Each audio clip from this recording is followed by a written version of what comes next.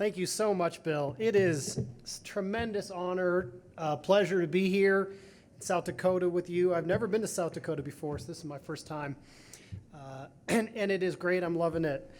I'm really honored to be here among a group that has been such a bold voice for competition and fairness in our cattle markets. I'm here to deliver an update on the USDA's work to promote fairness and competition in our agricultural markets. So I'll touch on three topics.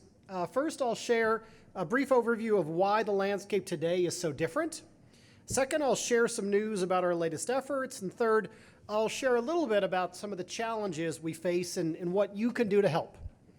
So first, what makes today different? You know, you've been fighting this fight for a long time, but today represents a moment of promise and opportunity. And it's a promise and opportunity on a bipartisan basis, as you've been hearing today. The pandemic and the continuing supply chain tangles have brought home for millions of Americans far away from rural America that market concentration, when a couple of companies dominate a sector, that's a problem. It's bad for consumers, it's bad for workers, it's bad for business, it's bad for producers. It hamstrings investment, innovation, choice, economic opportunity, and freedom. It's not the American way. In fact, so much of America's history has been about resisting domination of our markets by concentrated economic powers, whatever they may be. The founders themselves rejected England's tea monopolies, its corporate charter monopolies, and of course its kings and aristocracies.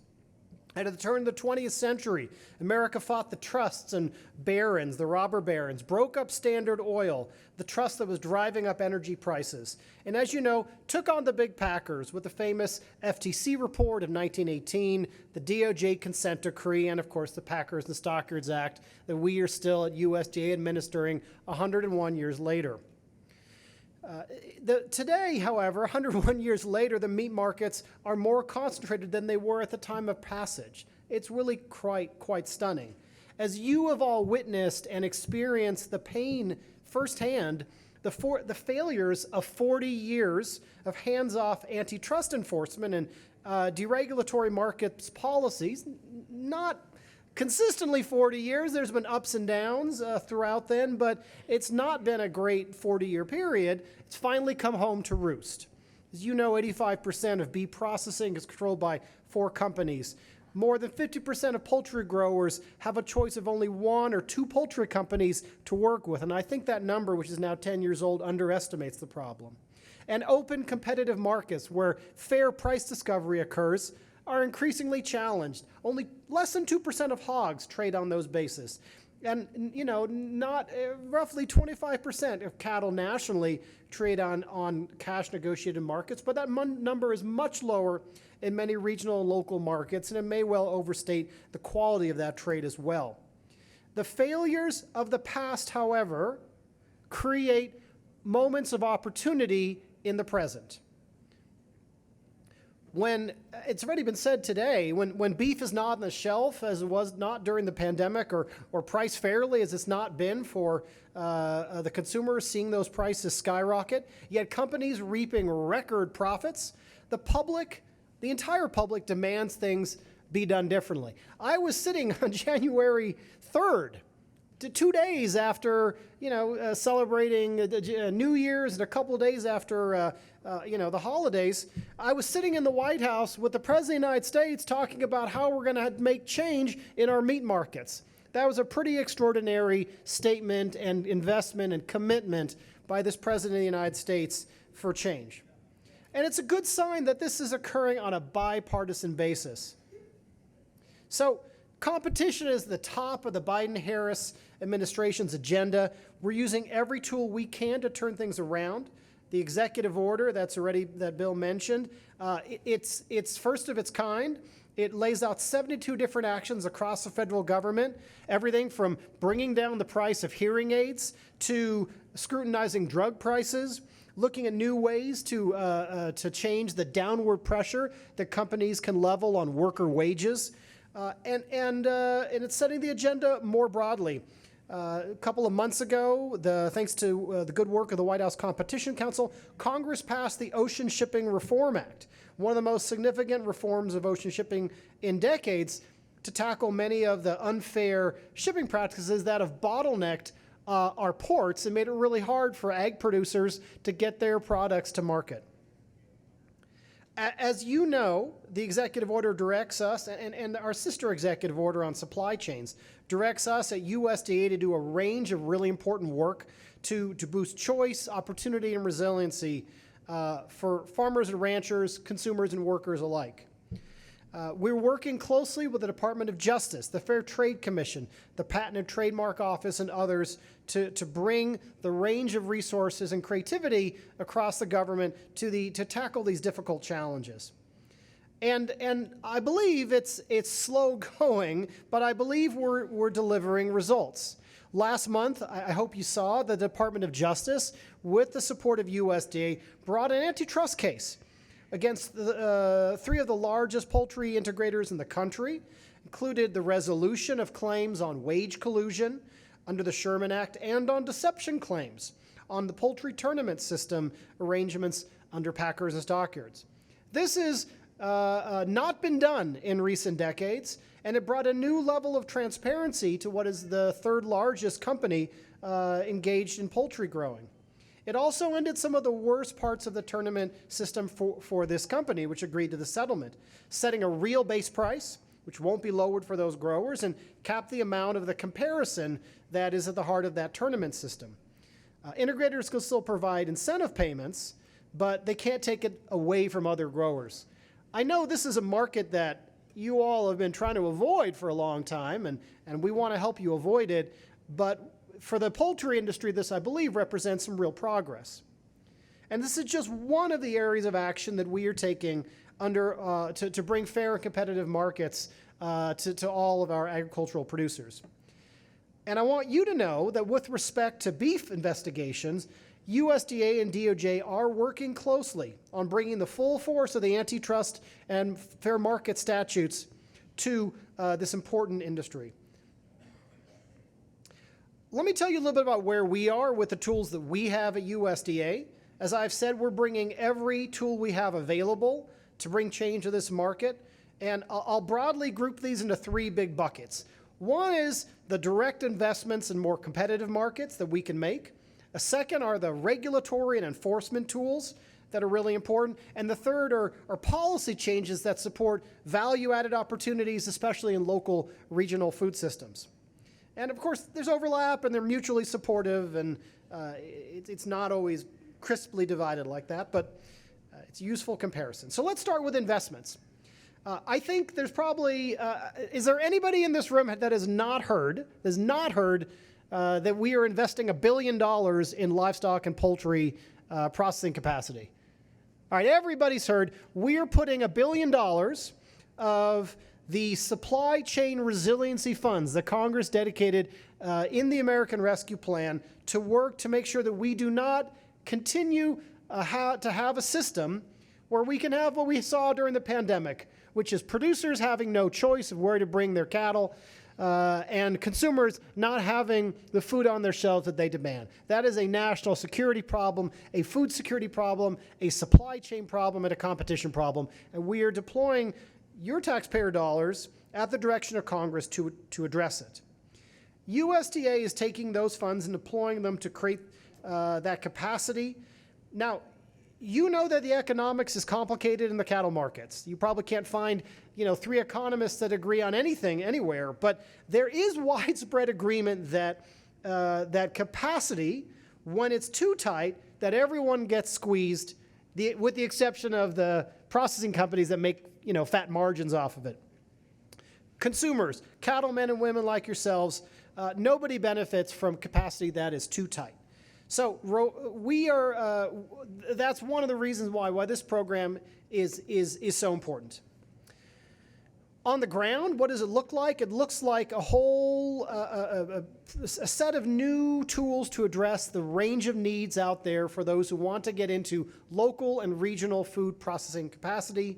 This is affordable financing for new market entrants and expansion, workforce, management training, special access for cooperatives that need certain types of capital, and help with food safety expenses, inspections, etc. We also announced a whole suite of new programs to transform the food system in favor of local and regional production, everything from mobile processing units to food hub aggregators to cold storage. There's lots for those of you who are interested in, from organic transition to farm-to-school purchases and more. But let me be very clear. We are investing in competitive capacity to promote choice and competition. We are not there to enhance market power, the market power of the largest firms. That's why we are not permitting the top four most concentrated firms in any particular market from accessing these programs, and we will review any sales by program recipients to ensure compliance with the purposes of the program. As we roll out these programs, stay in touch with us. Let us know if we're meeting the needs that you see on the ground, if we're missing things or we're not doing things right. We really do want to hear from you to make sure it works. Second, regulatory and competition. As you know, we have proposed, and Bill mentioned, we've proposed a rule for comment on transparency in the poultry industry. That's where I spent a lot of my first year in the trenches, making sure that the contracting and the provision of inputs is transparent. You know, there was more transparency into somebody that might go open a Dairy Queen franchise than spending, you know, hundreds of thousands, if not millions of dollars to get into poultry growing. And that was not right. And we are proposing rules to change that level of, to address the deception risk, to make sure that the farmers that are in that sector know how many flocks they're getting, what's the density, what are the inputs they're receiving. We want to hear comments from everyone, those that agree with us, those that disagree with us, so that we can make the final rule all that much better. As we have indicated in our report, came out in May, take a look at it. It's on our website. You go to USDA, just sort of search for USDA Fair Competitive Markets. You can see a lot of what we're doing. We've got a report that we've already said we're hard at work on the other packers and stockyards rules. We said that the second rule is going to focus on discrimination, retaliation, and deception. I'm very pleased to say that just before I hopped on the plane on Wednesday, sent it over to OMB. It is now sitting at OMB. They're going to be looking at it and review it. This is, you can see it's the rule is not public, but the fact that it landed there is public. We look forward to publishing it in the coming months. And again, we've already indicated it's going to cover discrimination, retaliation, deception. When it comes out, really encourage you to comment or through your organizations to comment. We need you to share your actual experiences. Certainly can be anonymized or shared through a collective letter about what you've experienced. You know, I saw the word deception up on the screen here. Tell me about the deceptions. Tell us about the deceptions you've seen in the market, or about the retaliation concerns or risks that are out there, and obviously about whether the proposal that we put out, you know, hits the mark in terms of providing you some of the tools that you need to address it. I'd also like to underscore that, and again, I can't say too much about what is not a proposed public rule yet, but I do want to say that I'm very attentive to the fact that even if we say you can't, retaliation is prohibited, well, that's nice. How are you going to deal with that when your lived experiences, you only have two choices out there, or maybe even less? So litigation may not always be the best option. Want to think about things that we can do with packers and stockyards and USDA and other ways upfront in advance to change the cultures of companies, to change their systems and ways of operating and the incentives to get retaliation and some of these other challenges out of the marketplace. So think along those terms, and when the rule comes out, give us your views, please. The third rule we've also already indicated, will address unfair practices and undue preferences, as well as what we can do around addressing the court overlay of harm to competition. In this rule, I'm particularly zeroed in on the challenges facing the cattle market.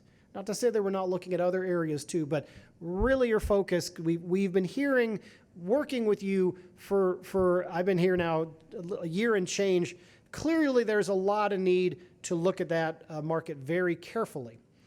I can't say exactly what we'll propose, but I hope my presence here today shows that I'm committed to listening, committed to working on these with you, and that I hear you. I have heard so many times, and in fact, if you read my report, I think we talk about this from my previous work, that concerns around captive supply, around packer ownership, around AMAs that price off of the hard work that others are doing around price discovery in the cash market, and other ways that markets may be being manipulated or are unfair are some of the things that I have been hearing and we want to wrestle with, and we are wrestling with.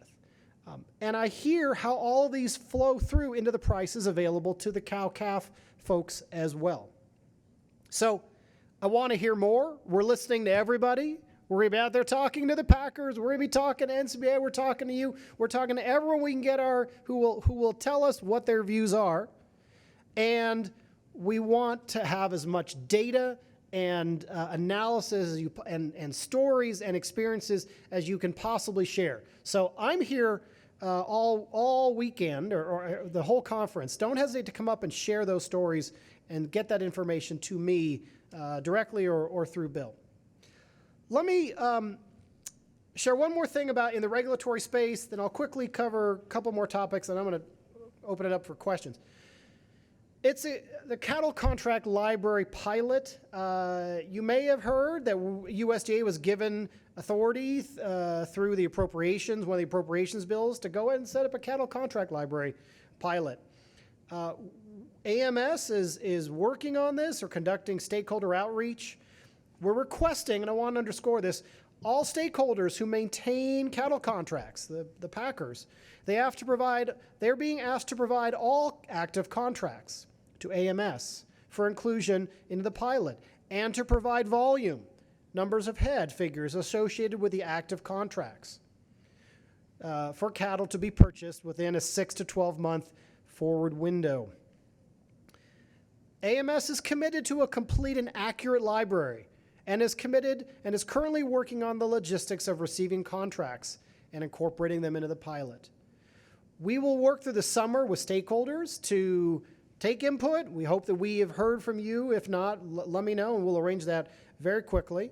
And we look forward to a follow-up meeting in the fall to share our next steps, and we look forward hopefully to a public release by December. Our goal is to provide the transparency that producers and the entire market needs to enhance their market opportunities and negotiate the best arrangements for them. We can't show every contract by contract, but it's essential that contract terms, base prices or financing or risk-sharing arrangements or profit sharing, that these are fully transparent, and that the volumes that flow through them and the number of trades within those types of volumes will help producers recognize market opportunities and ensure that the market pricing has integrity. There are whole of relationship arrangements, and that affects the price that cattle is traded at. Again, let us know what you think, how we're doing, give us your ideas. We will do our very best to incorporate them. Our third tool that I've talked about, I loosely call it value added or local and regional opportunities. This is a big bucket. We already do grants in a number of different areas, from the farmers markets grants to other types of things. But want to highlight a couple of them. One is we have set aside money. We've put hundreds of $1 millions, frankly, to help school districts purchase food, local and regional food for school lunches. This is important to be able to provide a premium for the smaller and medium-sized processors and producers that serve them in a local and regional community. It's not quite so easily done at a federal level, but it certainly can be done at the state and local level. And we're supportive of that through partnerships with state agricultural departments. Second, you've heard about the review probably that is underway on Product of USA. We've already said that we are really concerned around mislabeling, whether the current label is mislabeled. We had a survey out in the field this summer, a consumer survey to ensure that we have the data we need to withstand the court and international trade challenges that will come. And we look forward to publishing a rule later this year based on that information. Our commitment is to better align the definition with what consumers expect for their food dollar. I'll also highlight that USDA made this new, thank you, I'll take applause.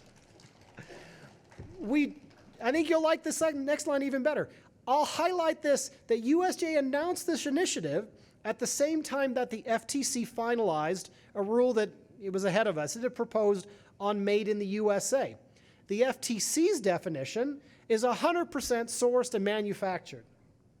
Now, I can't get ahead of where USDA is, but the fact that where the FTC is says a lot to me. So, important data points to keep on your radar screen. Obviously, we'll have to see how the process plays out and review all the comments.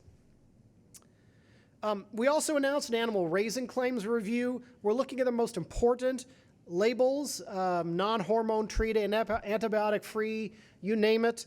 And we're making sure the standards are fair and that compliance is real and the enforcement is real. This is not about tagging or tracing or furthering vertical integration. It's about honesty in the market. I found the presentation this morning really quite interesting and would like to learn more. So I'm going to be following up with Bill and his team or maybe with some of the speakers directly. But please, I really invite you to keep in touch with me, with us directly. And we want to think through as many of the creative solutions as possible. Consumer demand isn't where it's not going to change. It's the public can only go further in certain directions. We have to figure out how to make many of these things work for independent markets, robust, fair, competitive markets that we all believe in. So in conclusion, let me just share a couple of thoughts on the challenges we face in promoting, or that I face in the work that I do. You have long been leaders in analyzing and advocating for fair and competitive markets.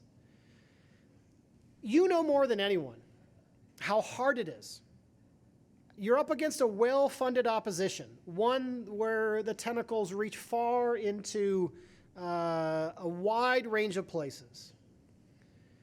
And you know how the attacks on USDA's resources present fundamental challenges to our ability to address these concerns.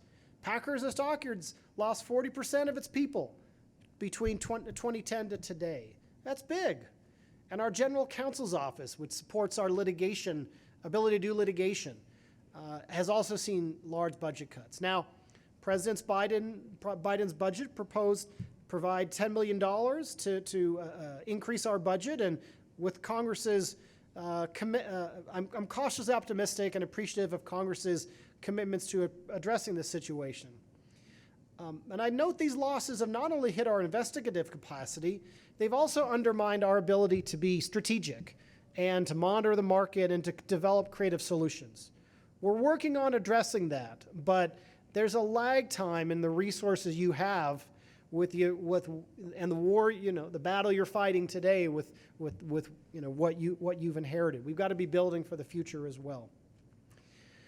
As you also know, the courts have not been kind to the Packers and Stockyards Act, in part because the USDA has not provided the guidance that they need to navigate difficult legal terms like what is unfairness or what is an undue preference. So the courts have said, we don't want to think about it. Go away. Show harm to competition. So we need to use our expertise to guide an enforcement agenda that will promote competition and fairness in the markets. The Packers and Stockyards Act is not the Sherman Act. It's not the Clayton Act. It's different. And it's given to USDA for a reason, because we know food and agricultural markets and indeed spend billions of dollars to promote resiliency and opportunity in these markets. We need to bring that full expertise, all of those interests, those equities, those concerns, to the table in our Packers and Stockyards policy as well. And if we do that, I'm confident the courts will listen to us. We also need your help. We need the next generation to get involved in fair competitive markets.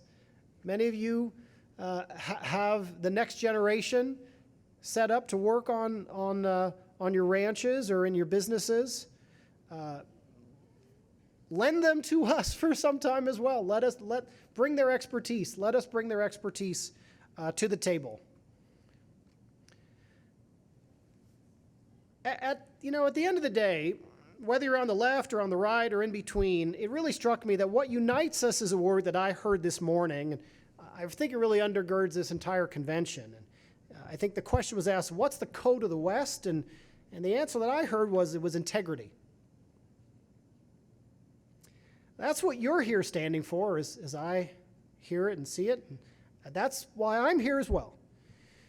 I'm not a farm kid.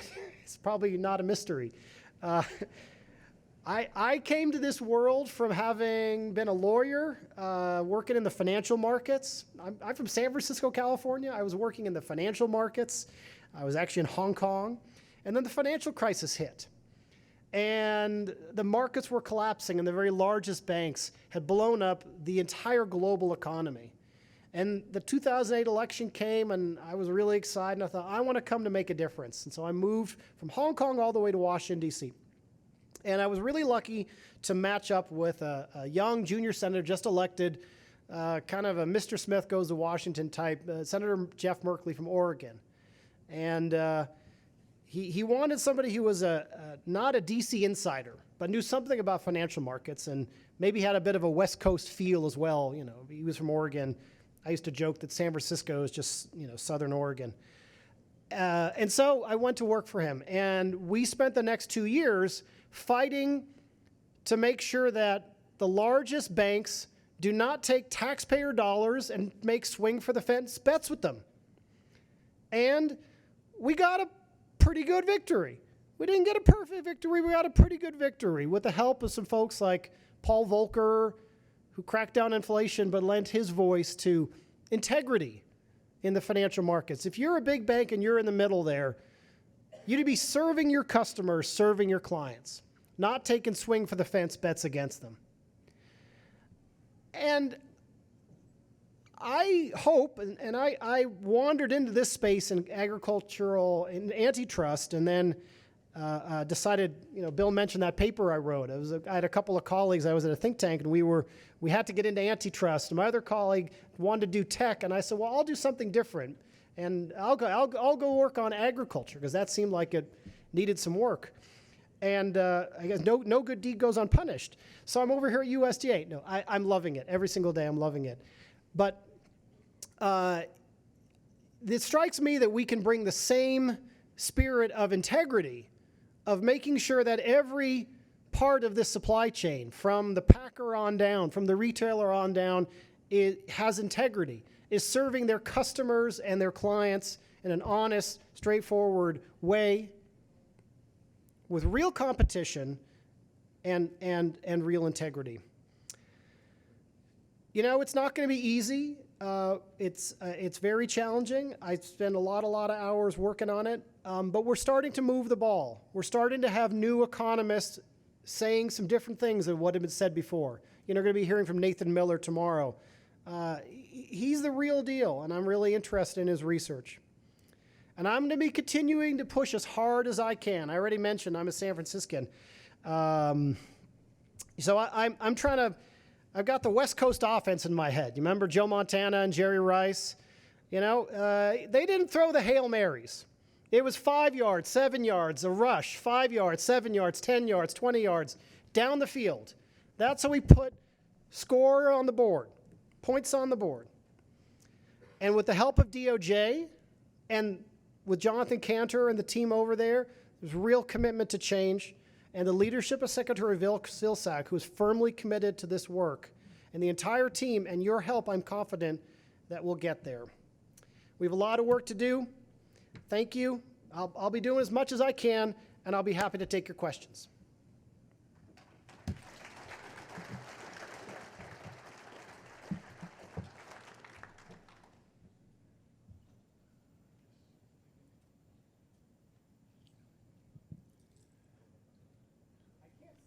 Hey, Andy. Okay. Michael Stumo here. We Yes. chatted earlier. Yeah. Hi, Michael. Three things. Great what you're doing. Product of the USA. You can step into the breach to define unfairness, undue prejudice, hopefully harm to competition. As you know, the courts have long hijacked harm to competition for the consumer side rather than the producer side. So any findings from a government report could be helpful. USDA has not been helpful in that regard, and many of you know here that I've been involved in cattle antitrust P&S litigation before, so and everything else. So that's really great. Any findings of fact, any processes where in your work you can make agency findings of fact from your evidence. The court obviously will not second guess your findings if it's based on evidence, depending on the process. So that would be very helpful and could be potentially as influential as the 1918 FTC report in certain circumstances that we still cite. Couple of ideas, is burdens of proof, which may be a statutory thing, but just like any document you have can provide some congressional consensus, a boost in congressional consensus for legislative fixes that RCAF and others can use. That it's been insufficient, there need to be fixes, that sort of thing, and then both parties can cite it, and it can give an oomph that isn't there right now for legislative change. On the burdens of proof side, I would just, you may know this, but there's certain executive orders that both Trump and now Biden have done that prohibit Americans from investing in certain bad actor Chinese companies. You are stopped from investing. And it's really sort of a very low standard by which Treasury, in some cases, Commerce for the entity list, and other cases, very low standard where they can just kind of basically a reasonable suspicion based on publicly known facts, a reasonable suspicion that the Chinese military companies that are in our stock markets or Chinese surveillance companies are in our stock markets. So it's a very low standard. And that might be something helpful here because the particular standard now hasn't been helpful. So with burdens of proof are kind of shifting where the agency could find it or a court could find it perhaps. There has since 1930, the 1930 Tariff Act prohibits forced labor goods from coming in. It hasn't been enforced, so this doesn't necessarily say it's the best thing, but if there's a reasonable suspicion that goods imports are made in whole or in part by forced labor, again, that's reasonable suspicion. And now the new Uyghur Forced Labor Prevention Act just put in force and being implemented to bolster that anti-forced labor import policy.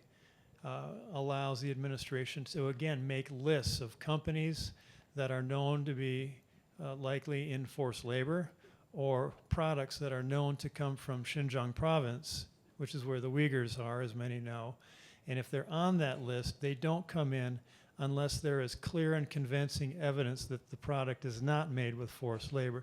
So you start with a low threshold to get the prohibition in effect, but allow a escape hatch with a high threshold to get out of it. In this case, there's a reasonable suspicion of producer competitive harm or producer unfairness, which there would be an opportunity by clear and convincing evidence to show is either not there or there's a countervailing consumer benefit. So those are some different ideas to think about. I appreciate that. And one thought that's been kicking around in my head, from previous work, is the Lacey Act, which I think you're probably familiar with. That, Can't remember it. Well, so the Lacey Act prohibits the importation of lumber that was illegally logged. So, I mean, it only applies to lumber, but it's an interesting thought that if something, a company is doing stuff that's illegal in some other country, the idea that it can just be brought into our markets willy-nilly seems kind of, un-American. And I think that's the same spirit with the forced labor provisions over there. But I think there's an the same sort of anti-competitive principle. My focus was more on the burden shifting, making it easier to meet the burden, given that the curtain, yeah. Yeah, no, I hear you. Thanks. No, very, very helpful ideas. Okay. You alluded to the pocket of money that would be available, that could be available to school districts for the school luncheon programs. Would you please address stipulations USDA has put upon that money, and do any of those stipulations involve the transgender issues and policies written by school districts surrounding that? The money that I'm talking about, I don't believe has anything to do with that. The money that I'm talking about has to do with enabling local school districts to get additional money to pay a little bit more, to pay that premium for local and regional foods. They do tend to be a little bit more expensive, although I think that, Administrator Ducheneau talked about how, he's seeing folks that are there are folks that are out there competing now in the local or regional, farmers markets or elsewhere that are out competing the main line, processors even on price. But in general, there's a need for being able to pay for that premium for producers to be able to make that additional, value-added dollar from local regional production. That's what this program is about.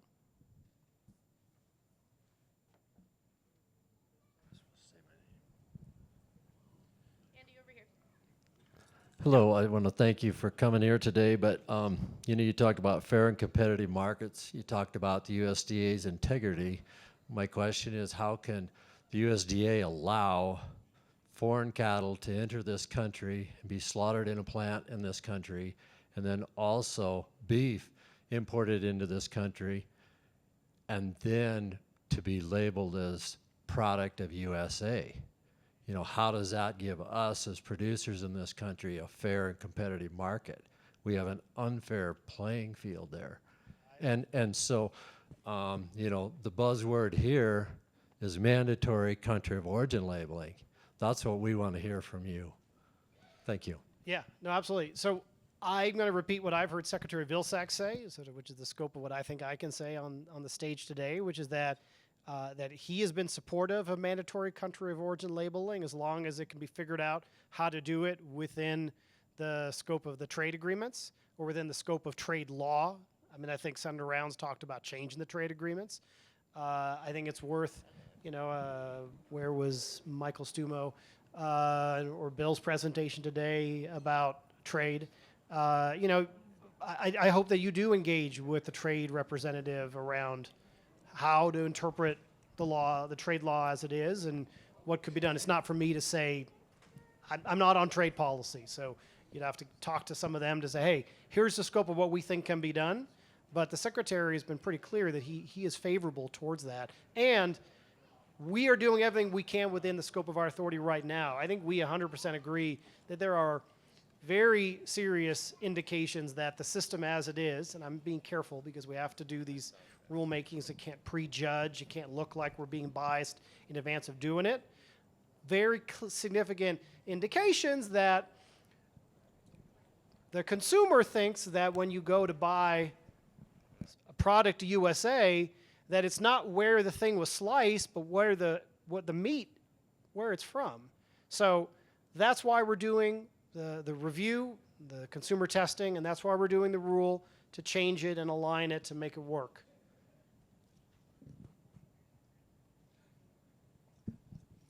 You met with the guy in the White House, you said. It seems like that guy has a lot of ink in his pen. He could change that in a heartbeat. We're lying and deceiving the consumers in this country when we bring in this foreign product. It's not fair. I'm agreeing as much as I possibly can with you. The president's authority to change it actually resides in the Department of Agriculture with the secretary to fix the standards that the USDA has in place. And so we have a process to do that. We got to follow those rules, and that's why I'm being a little bit careful today, because if I trip on them, I'm going to undermine our ability to address this challenge. So I hear you, sir, very much. Yeah, my name is Keith Eichler. I'm from Aberdeen, South Dakota. I've got a question. I heard on the news here about, it's been quite a few months ago, that the Impossible meat, or whatever you want to call it, burger, was being contracts going to all the schools. Is in any way the government promoting this as part of the Green New Deal type aspect, number one? And then number two, there was an article just the other day that the military now is being contracted with the Impossible meat also. That was an article.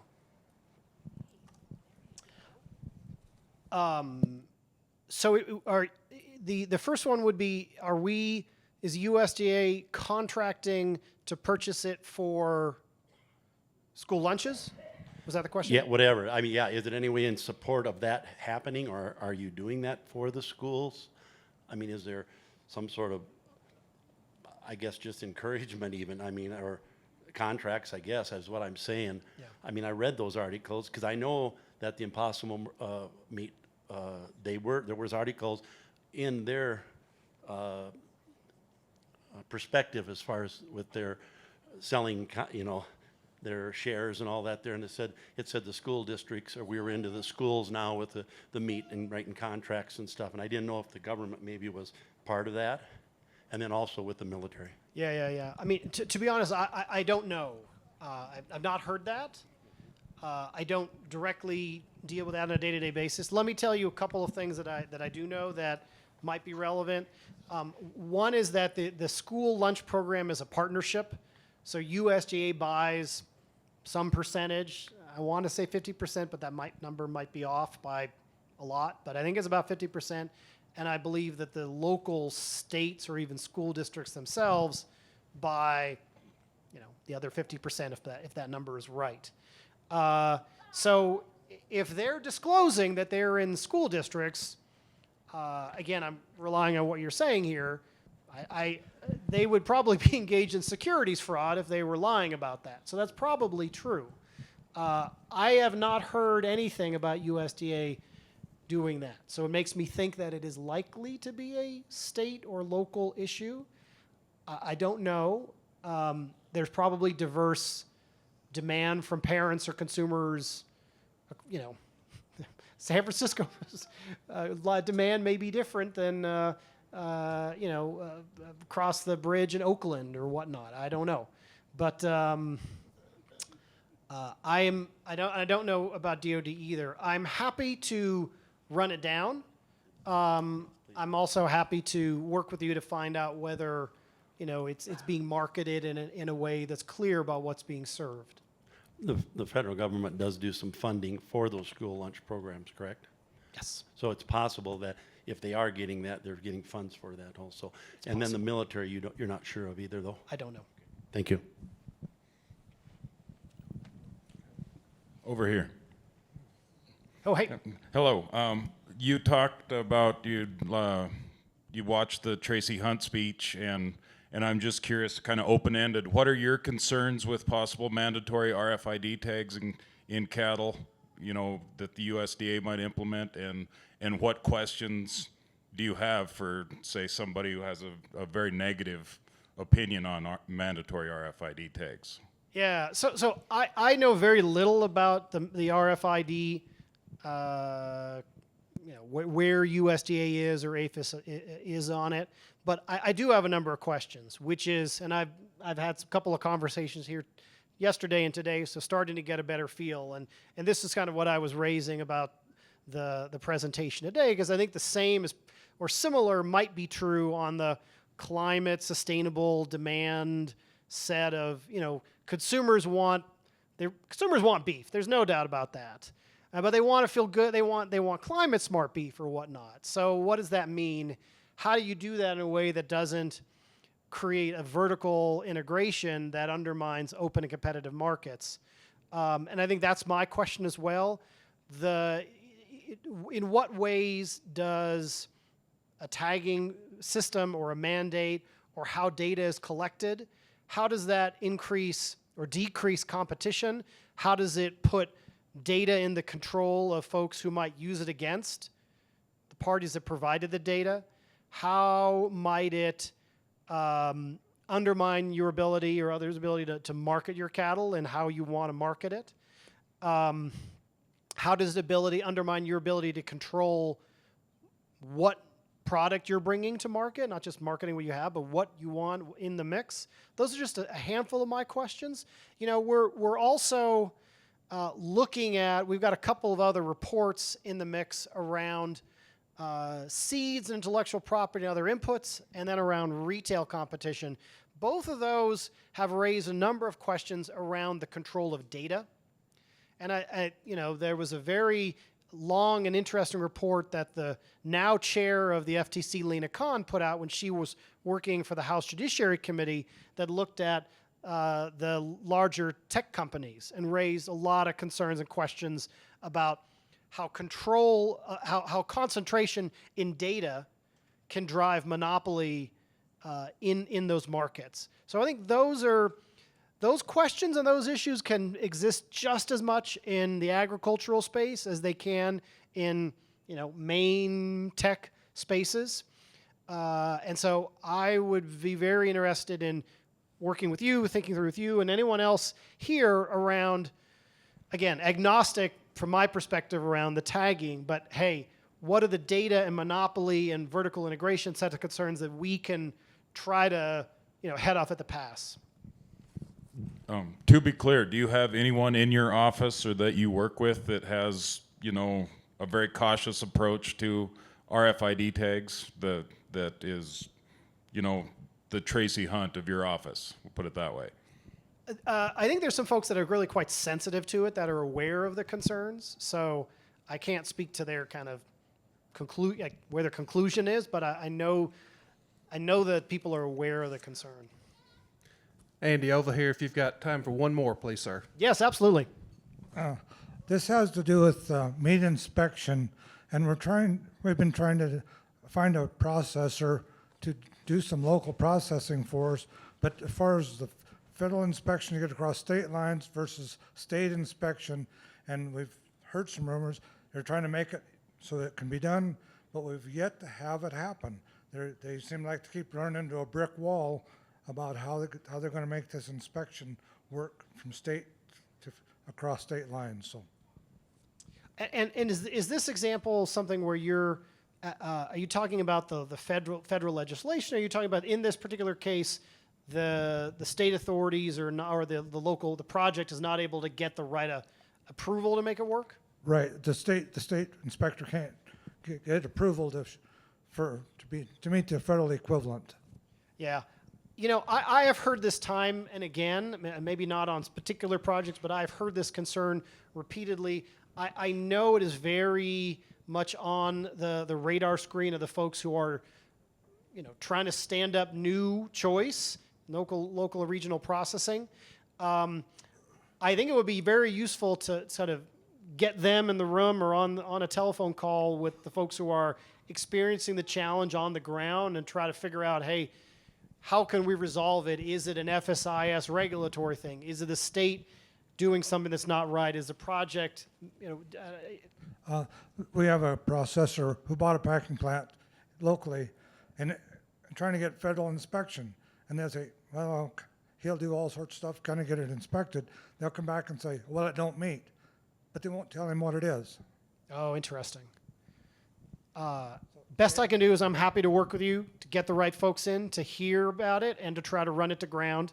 Sometimes when you just get people asking questions, they start to cough up the answers.